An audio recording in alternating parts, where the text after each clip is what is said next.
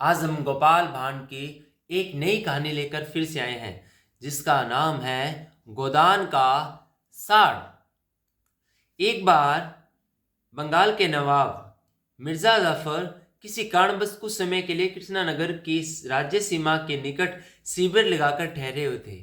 संयोग की बात उसी समय महाराजा कृष्णचंद्र ने पिता का श्राद्ध क्रम था। महाराज ने श्राद्ध क्रम में पिता की आत्मा की शांति के लिए एक सांड दान के खुला छुड़वा दिया। वह सांड घूमता फिरता नवाब के सेवर के निकट से गुजरा। नवाब की लालची दृष्टि उस सांड पर पड़ी। नवाब के आदमियों ने उनके आदेश से उस सांड को पकड़ लिया।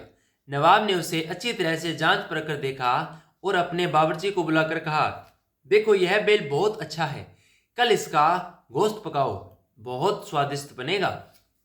यह खबर महाराजा कृष्णचंद्र के कानों तक भी जा पहुंची। गोदान में छोड़े हुए सांड के वध की बात सुनकर वह बहुत चिंतित हुए। यदि गोदान का सांड मारा गया तो उनके पिता की आत्मा को शांति नहीं मिलेगी, लेकिन सांड की मुक्ति का कोई उपाय नहीं सूझ रहा था।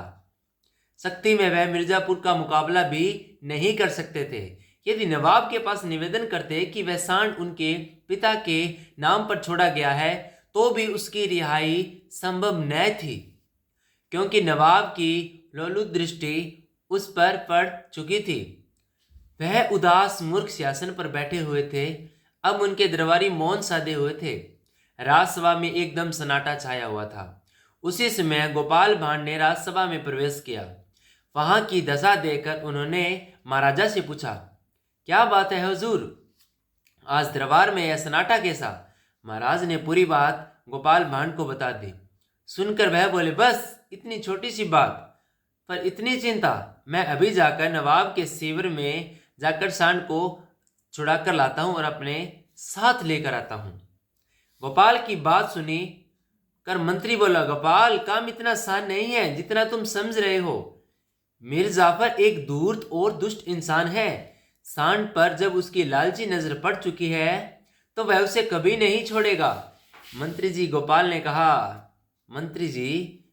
ने कहा, नवाब यदि धूर्त है तो मैं महाधूर्त हूं। आप अब मेरी करामत देखिए। मैं गया और आया, सांड लेकर आने में मैं अधिक देर नहीं लगेगी। यह कहकर गोपाल भांड जाने लगे तो महाराज कृष्णचंद्र बोले, गोपाल, यदि तुम सचमुच सांड को नवाब के शिविर में ले आए तो मैं तुम्हें 200 रुपये इनाम में दूंगा। महाराज, इनाम की रकम तैयार रखिए, मैं अभी सांड को लेकर आया। गोपाल कहा और तुरंत राजसेवा से निकलकर नवाब के शिविर की ओर चल दिया। वहां पहुंचकर वह नवाब के वजीर से मिला।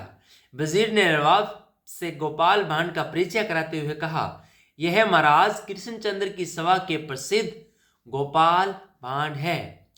क्या कहा? गोपाल भांड? बड़ा नाम सुना है मैंने जी।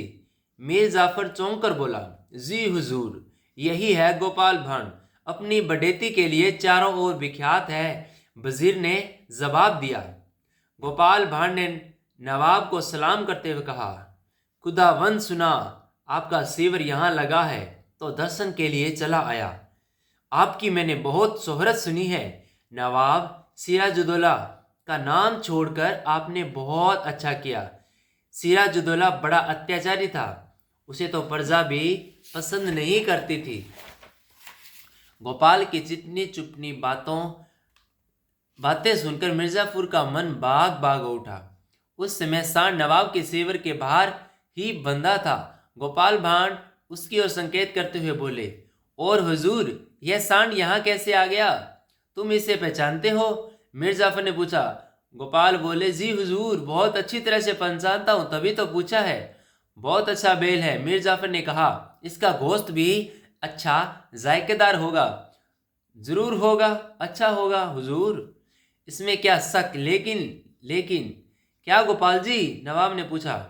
यह बेल घास बिचौली कुछ नहीं खाता, सिर्फ गंदगी खाता है। उसके कारण तो लोगों को दिशा मैदान जाना मुश्किल हो गया है। जो भी आदमी दिशा मैदान के लिए जाता है या उसके पीछे पीछे दौड़ता है, सारे समय गंदगी और महादुष्ट बेल है। अब आप ही सोचिए हुजूर, क्या आप इसका गोश्त खाना पसंद करेंगे?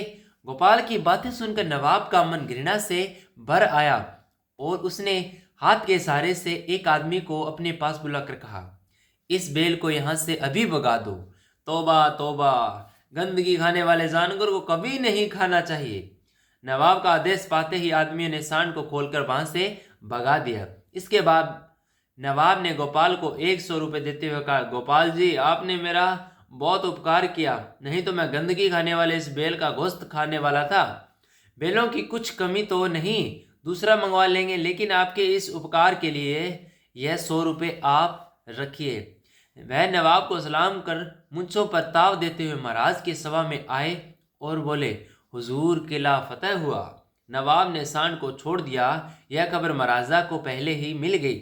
वह अपने वचन के मुताबिक 200 रुपये का पुरस्कार गोपाल के हाथों में रखते हुए बोले, अच्छा गोपाल, यह तो बताओ तुमने सांड को छुड़वाया किस तरह? गोपाल ने हंसकर कहा, महाराज, मैंने ऐसी कोई खास बात नहीं की, सिर्फ इतना ही कहा कि यह सांड तो गंदगी खाता है। बस इतना सुनना था कि नवाब को सांड से घृणा हो गई और उसने उसे छोड़ने की आज्ञा दे दी। ऊपर से 100 रुपये इनाम भी दिया। सुनकर महाराज और उनकी सुबह में खूब ठाके लगा के हंसे।